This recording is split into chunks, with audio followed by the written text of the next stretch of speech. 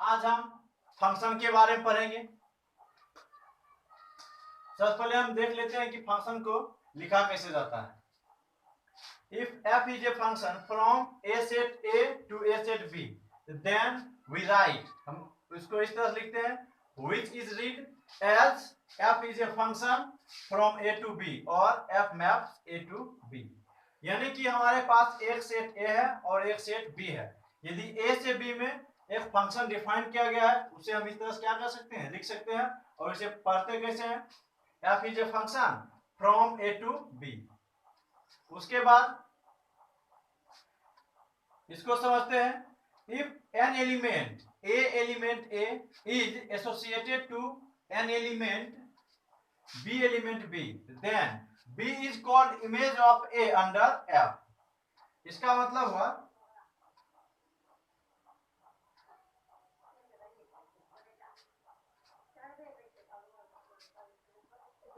यदि हम यहाँ x ले लिए, सॉरी यहाँ हम x कर देते हैं, यहाँ x, यहाँ y, यहाँ x, यहाँ y, इसको हम x कर देते हैं और इसको हम y कर देते हैं। अब यहाँ देखते हैं,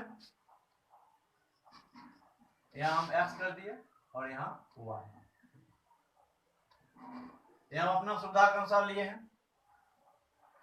यहाँ x ले लिए और यहाँ y। यदि इसमें 1 2 3 4, इसमें 6 7 8 9 10, तो सबसे पहले हम, यदि x से y में एक फंक्शन है तो उसको हम लिखेंगे कैसे, इस तरह से लिखते हैं।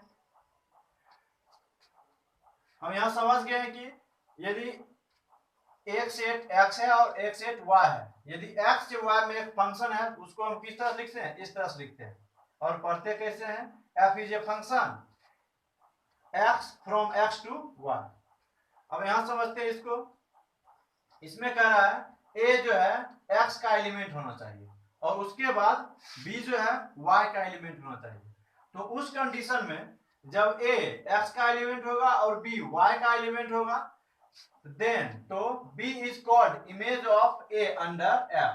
तब हम b को f के अंतर्गत क्या कहेंगे, b को f के अंतर्गत a का इमेज कहेंगे। यानी कि ये इससे एसोसिएटेड है, ये इससे और ये इससे और ये इससे।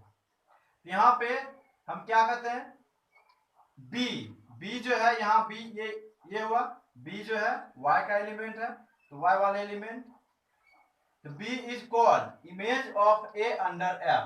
यानी कि b जो है उसको हम f के अंतर्गत, यानी कि फंक्शन के अंतर्गत a का क्या कहेंगे, इमेज कहेंगे। यानी कि 6 जो है 1 का, a का स्थान पे 1 का क्या हुआ, इमेज हुआ।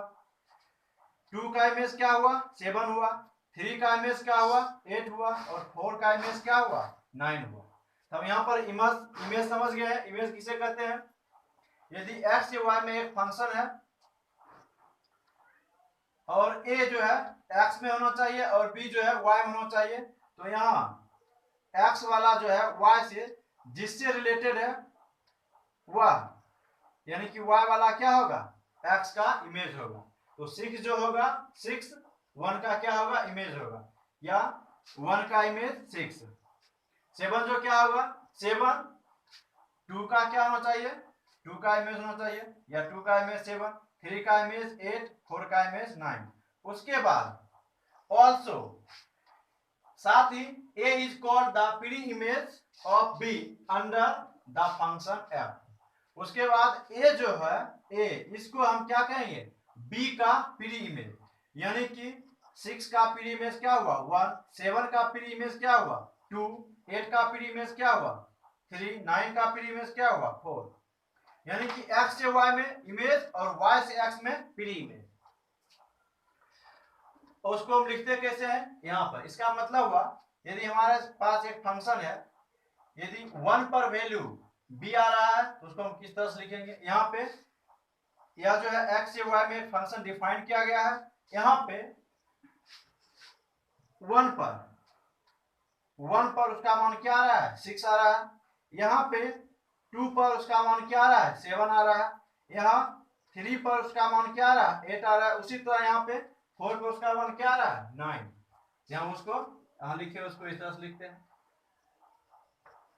यहाँ पे हम फंक्शन का डेफिनेशन लिखे हैं। सबसे पहले यहाँ f जो है x से y में क्या है एक फंक्शन है, तो यह कब होगा f is a function x to y if each element x in x has a unique image fx in y।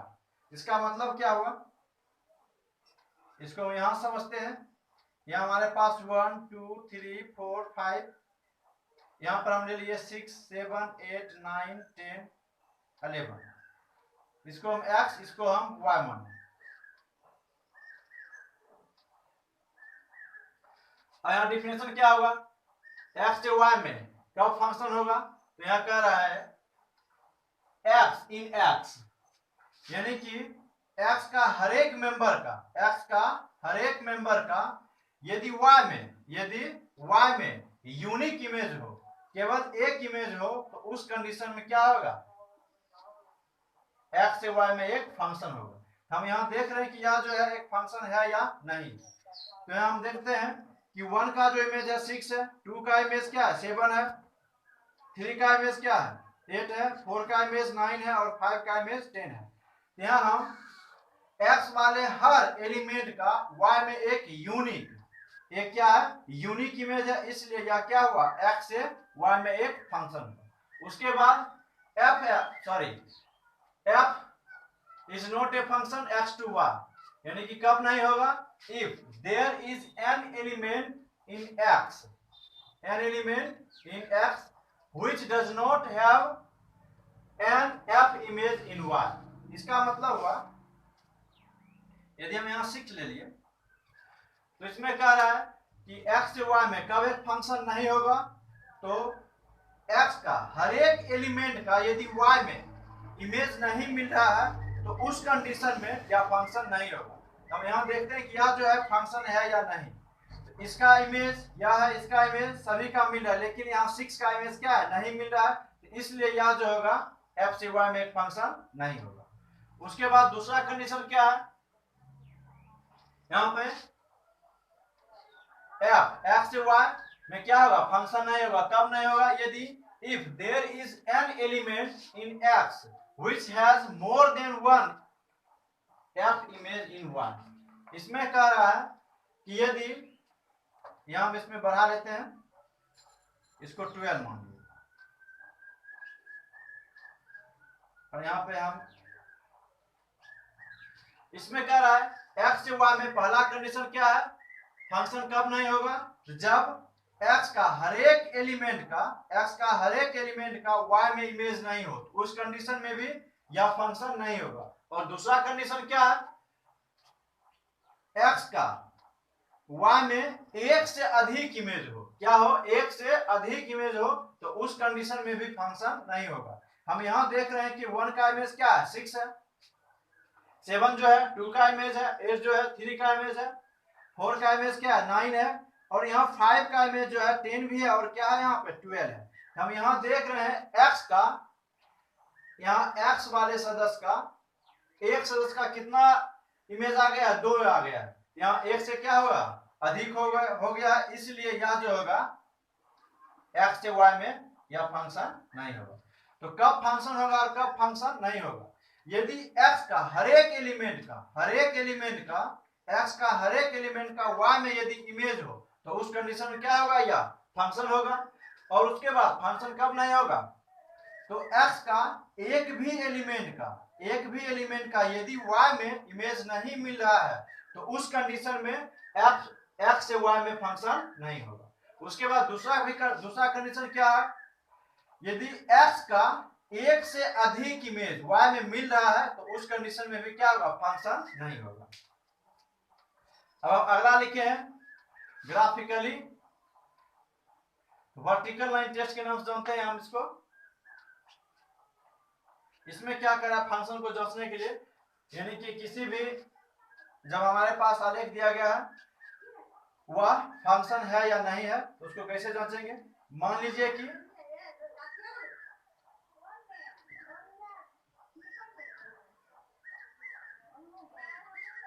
हम एक लाइन लेंगे जो y एक्सिस के पैरेलल हो।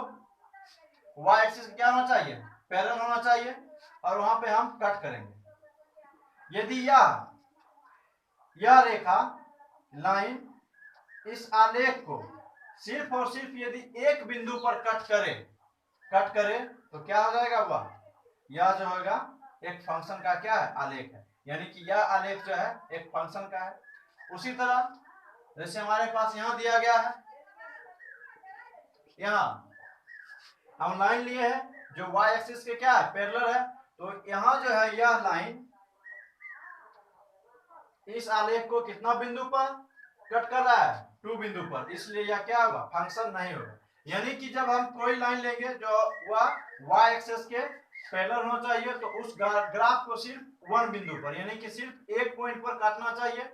यदि एक से अधिक पॉइंट पर काट रहा है तो वह जो आलेख है वह फंक्शन का आलेख नहीं होगा। जिस तरह से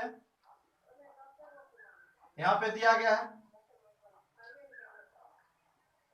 यहां हम देख रहे हैं यहां पर 1 लेकिन यहां पर 2, यहां भी काट रहा है और यहां भी काट रहा है। इसलिए यह जिसका भी ग्राफ है यह एक फंक्शन नहीं है।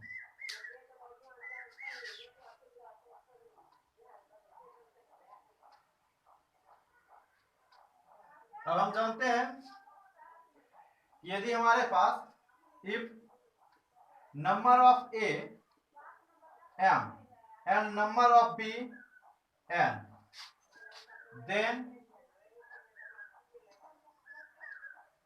total number of function from a to b is n to the power m हो। यानी किसका मतलब हुआ? हमारे पास यदि एक सेट है, यदि उसमें m एलिमेंट है और एक सेट n है, b है, उसमें n एलिमेंट है, तो a से b में जो फंक्शन होगा उसका कुल संख्या कितना होगा? n to the power m। यदि यहाँ पे नंबर ऑफ a हम यहाँ लिए a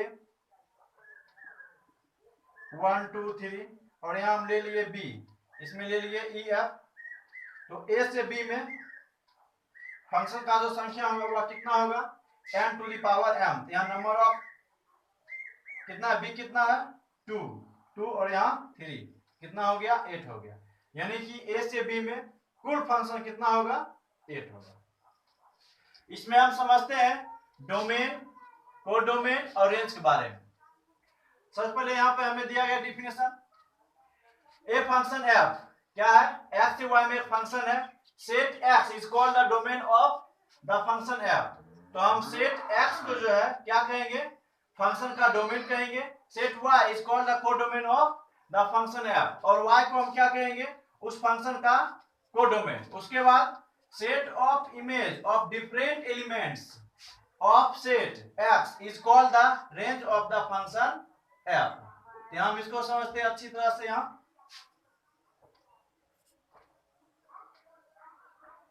x और यह क्या है? y। 1 2 3 4 5 लिए, यहां पर 6 7 8 9 10 11 12 लिए। यह इससे संबंधित है, या इससे और या इससे और या इससे और या इससे। इसमें यहां जो है यह एक फंक्शन है f जो है x से y में क्या है? फंक्शन है। तो यहां पे यदि x से y में एक फंक्शन हो तो x वाले को हम क्या कहेंगे? सेट x वाले को हम डोमेन कहेंगे और सेट y वाले को हम क्या कहेंगे? कोडोमेन कहेंगे। यहां पर जो डोमेन हुआ हमारे पास, डोमेन ऑफ f जो है हमारे पास क्या है? x का सेट क्या होगा? 1 2 3 4 5। इसको हम x वाले सेट को हम क्या कहेंगे? डोमेन, और y वाले सेट को हम क्या कहेंगे? कोडोमेन। तो हमारे पास कोडोमेन क्या हुआ? कोडोमेन। तो यहां पर 6 7 8 9 10 11 और 12। यहाँ हम देख रहे हैं यदि हमारे पास एक फंक्शन f जो है x से y में एक फंक्शन है, तो x वाले को हम डोमेन कहेंगे और y वाले को हम क्या कहेंगे, कोडोमेन कहेंगे। अब रेंज किसे कहेंगे, रेंज। यहाँ पे रेंज जो होगा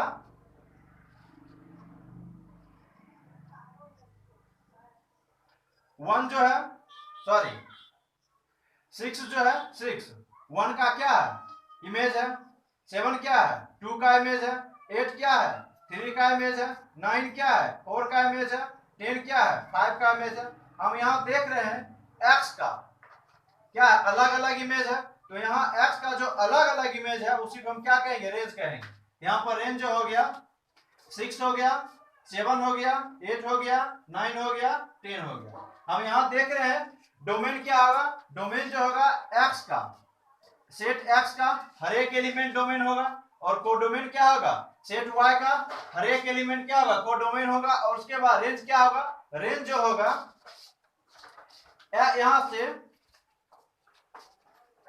6 जो है किसका इमेज है, 1 का, 1 का इमेज 6, 2 का इमेज 7, 3 का इमेज 8, 4 का इमेज 9 और 5 का इमेज 10। यानी कि x रेंज जो होगा, जो x वाला को जो इमेज है, x वाला का जो इमेज है वही क्या होगा, रेंज में आएगा। यहाँ हम समझ लिए डोमेन क्या होता है, रेंज क्या होता है। डोमेन, कोडोमेन और रेंज बारे हम समझ लिए। अब यहां से हम देखते हैं कि एक और चीज, अब हम इक्वल फंक्शन के बारे में पढ़ेंगे।